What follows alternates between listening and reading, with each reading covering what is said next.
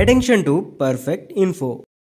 ఈ వీడియోలో iconic actor Raghuvaran గురించి తెలుసుకుందాం. సినిమాలో హీరోని జనాలు ఇష్టపడాలంటే విలన్ అనేవాడు అంతే బలంగా ఉండాలి. సౌత్ ఇండియా సినీ చరిత్రలో విలనిజం అనగానే చాలా మందికి గుర్తొచ్చే పేరు రఘువరన్. రఘువరన్ 200 కంటే ఎక్కువ తమిళ్, తెలుగు, మలయాళం, కన్నడ, హిందీ మూవీస్ లో యాక్ట్ చేశారు. విలన్ ని కూడా ప్రేక్షకులు ఇష్టపడేలా చేసిన రఘువరన్ గొంతుకు సపరేట్ ఫ్యాన్ బేస్ అయితే ఉంది.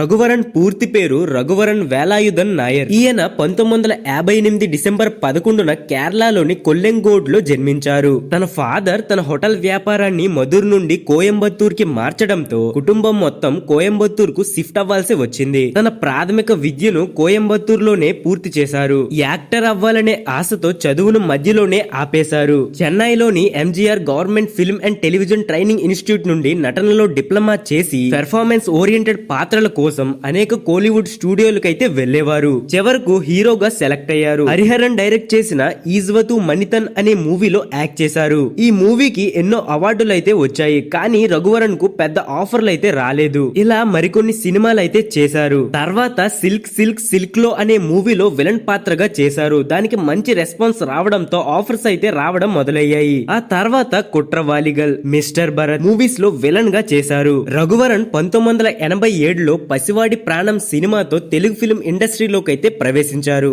ఆ తర్వాత ఎవడైతే నాకేంటి, భీమా, ఆటాడిస్తా, బాసా, మాస్, సుస్వాగతం, పెళ్లికాని ప్రసాద్, ఆహా మూవీస్ లో యాక్ట్ చేశారు. ఎన్నో రాష్ట్ర ఫిల్మ్ఫేర్ అవార్డులను అందుకున్నారు. 1996లో యాక్టర్ రోహిణిని పెళ్లి చేసుకున్నారు. అయితే 2004లో వీళ్ళు విడిపోయారు. 2008 మార్చి 19న షుగర్ లెవెల్స్ పడిపోవడంతో 49 సంవత్సరాలకే రఘువరన్ చనిపోయారు. ఈయన మరణం తర్వాత రిలీజ్ అయిన మూవీ ఆటాడిస్తా.